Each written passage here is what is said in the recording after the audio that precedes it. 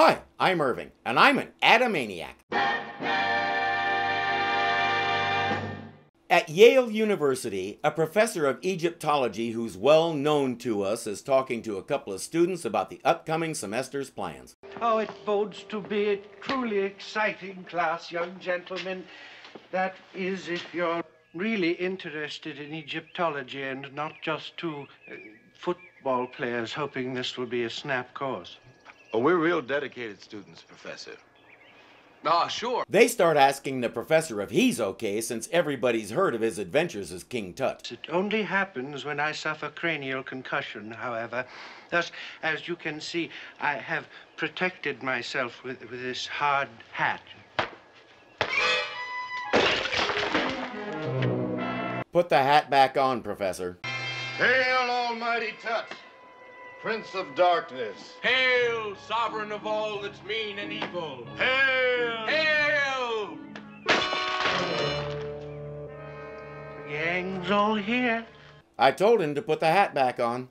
Later that night, at the Egyptian exhibit of the Gotham City Museum... What are you doing here? What are you doing here? Now, I asked you first. So you did, so you did. I am here to lay rightful claim to yon sarcophagus. You're a thief. You're right. In times like these, there's only one man who can help us solve the problem. Bruce Wayne. Bruce Wayne, not Batman? There's an Egyptian costume ball at the Gotham City Hotel tonight. Bruce Wayne is chairman. Perhaps he knows something we don't. Bruce, Dick, and Aunt Harriet are practicing for the party tonight. You're going to look very handsome tonight, Bruce. A magnificent Caesar. I'm glad we had this little dress rehearsal. I can't wait to see Lisa dressed as Cleopatra. Phone for you, sir, in the study. It's Commissioner Gordon. Dick and Bruce both assume that Alfred is suddenly a complete idiot. I can't imagine Alfred making an error like that. What did you say, Dick? Nothing, Aunt Harriet. Alfred, I'm shocked at your breach of secrecy. No need to be, sir. The Commissioner's call was for Mr. Bruce Wayne, not Batman. But a feeling inside me suggested that you should take it in here. Oh, right. And he said all that with the phone lying right there off the hook. If Gordon was paying attention, we have a problem. Wait, Gordon paying attention. Never mind. Bruce says, sounds like King Tut. I recommend calling Batman at once. Yes, Commissioner? The worst has come to pass, Batman. I know. King Tut is back in Gotham City. We'll be right there. Absolutely incredible. You'd think the man could read my mind. Yes, we were way overdue for one of those. Tut has set up a hideout in a shuttered roadhouse in an underdeveloped suburb. Seriously, that's what the narrator calls it. Its name, naturally, is the Pyramid Club.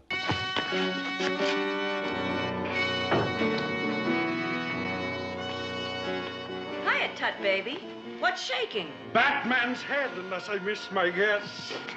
And he somehow managed to pick up Yeoman Rand as his main squeeze. He better hope Captain Kirk doesn't hear about this. King of the Nile is no match for a phaser. What's with him? Please, Neela, you may be goddess of the Nile, but I am your king. And soon I will claim my queen. Isn't she right there in front of you? The lovely Lisa Carson, daughter of wealthy socialite John E. Carson, will John E. Carson. appear at the Egyptian ball tonight as Cleopatra. You realize Cleopatra came several centuries after King Tut, right? And a hot young socialite probably isn't going to find your carcass all that well preserved. And where does that leave me? Well, you could always be a lady in waiting. What I thought she was... Silence, tatlings! Never mind, Captain Kirk, he's going to dump her anyway. While Batman and Robin are at headquarters discussing what to do, Gordon gets a distressing call. Fuad Sphinx, the talented Middle Eastern pantomimist, has just been found in his swank suite at the Oasis Hotel. Alive? Barely, Batman. He's been severely pummeled about the head and shoulders by someone answering the description of King Tut. Furthermore, he was tied up in the classic tradition. Gordon told the cops to leave everything exactly as it is until Batman gets there. How do you feel, Mr. Sphinx? How do I look, Batman? It is possible to take such an instruction too literally. Loosen the rope! He leaves that guy like that for another 33 seconds while he finds a note that Tut left in the man's pocket and discovers it's written in an ancient language that'll require the Batcave. He actually starts to take off. Batman. Yes, Mr. Sphinx. Do you think it would be all right if someone untied me now? I'm getting a little cramped. Of course. Officer, untie this poor fellow. Batman didn't notice. I'm gonna go cry now.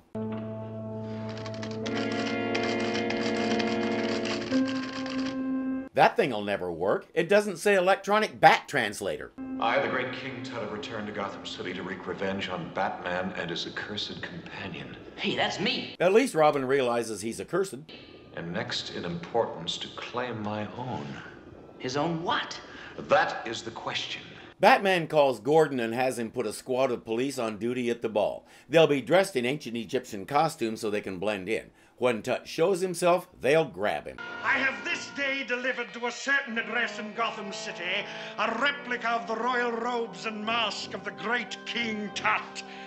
Mayor Linseed is away on one of his frequent visits to the Asian front, but Deputy Mayor Zorty is acting in his stead. Tonight, he will be ours! I foresee trouble. Tut's gang are also appropriately dressed and hanging out at the ball. The deputy mayor comes in, and sure enough... What are you doing? Take your hands off me. This is an outrage. Tell that to the commissioner. What in the world do you do? They drag him straight to Gordon's office. The city may not be in peril, O'Hara, but you and your clumsy clods are. Uh-oh. If it's who I think it is, and I think it is, I'll be back pounding a beat. It is. Well, no doubt the subterfuge is part of his plot. He may be at the ball at this moment. Go back there, men, on the double. This time, get the right king. Or you, O'Hara, and all the rest of you will be back pounding a beat again. I believe O'Hara just said that. Tut arrives at the ball. Would you look at her? Every inch a queen. You're right. It's Tut. We'll play this cautiously, Dick. Watch and wait. Do you boys know that man? If he's who we think he is, we do. And if we do, we'll deal with him. Aren't you two the same ones who were just reaming Alfred for breaking secrecy in front of Aunt Harriet? I guess Alfred's error was only having one innocent in the room. You guys have two. Much better. Mr. Wayne, Yes. we're from the police.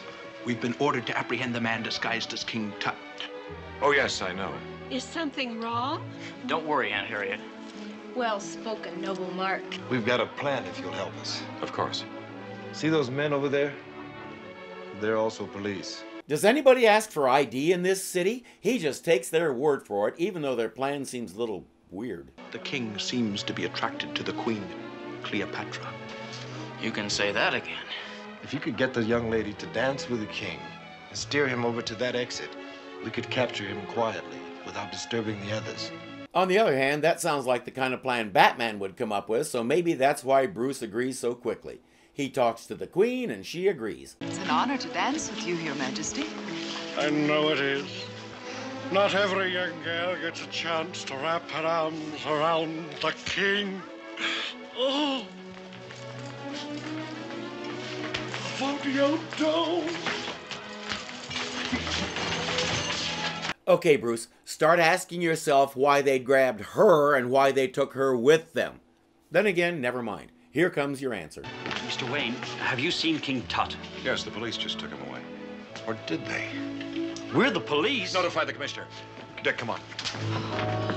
And he still didn't ask for any ID beyond their word. For all he knows, these guys are setting him up to capture the deputy mayor again.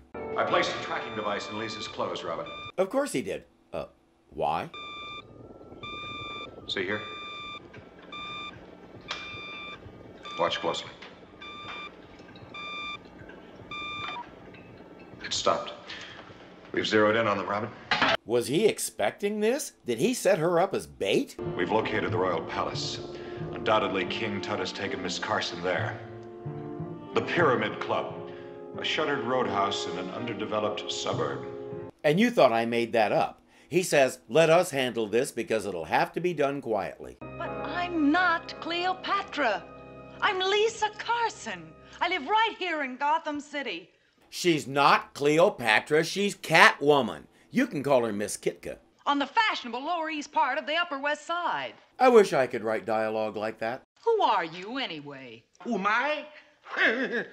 Tut, master of Thebes, king of the Nile, moon god of Thoth, and that's just on Mama's side of the family. Well, I have a wealthy father, and he'll pay anything to let me go.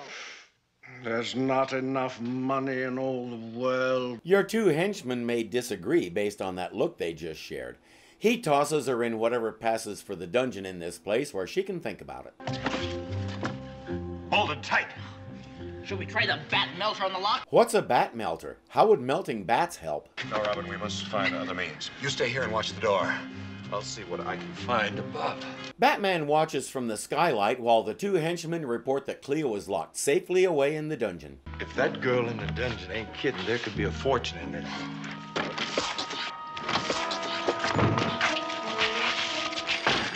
What do you know? The first robin of spring. Let's take him to the head bird watcher. Robin's found some dumb ways to get into trouble, but that's right up there in the top 5. Back! Wait a minute. If the caped crumb is here, the cowled creep can't be far behind. That's right, Tut.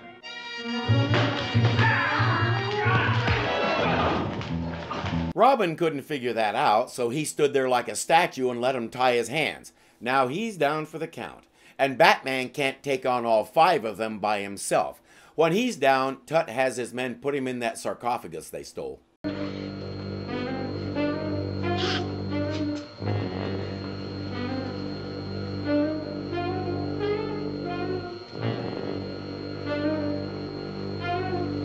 The bubbles start pouring out of the sarcophagus as it completely submerges, and we have our cliffhanger. Bubble, bubble, little bat at the bottom of the vat.